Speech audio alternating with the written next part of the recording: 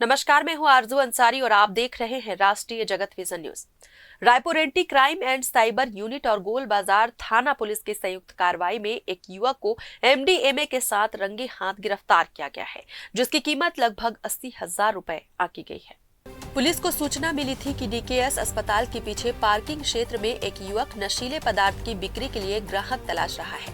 Team ने घेराबंदी कर संदिग्ध को पकड़ा, जिसने पूछताछ में अपना नाम चित्रांश पवार उर्फ गोल्डी, 20 वर्ष, निवासी राजा तालाब, अमर चौक, सिविल लाइन, रायपुर बताया। तलाशी लेने पर उसके कब्जे से 6.32 ग्राम एमडीएमए और एक मोबाइल फोन बरामद किया गया। जब्त मशरूका की कीमत लगभग 80,000 रुपए आंकी गई है। आरोपी के खिलाफ गोलबाजार थाना में एनडीपीएस एक्ट की धारा 22 ख के तहत अपराध क्रमांक 29/26 दर्ज कर लिया गया है। पुलिस अब आरोपी से पूछताछ कर ड्रग सप्लाई नेटवर्क के अन्य लोगों की तलाश में एंड टू एंड कार्रवाई कर रही है। फिलहाल इस खबर में बस इतना ही। देश प्रदेश की खबरों से अपडेटेड रहने के लिए हमारे चैनल को सब्सक्राइब करें और नए खबरों के नोटिफिकेशन के लिए बेल आइकॉन जरूर दबाएं। नमस्कार।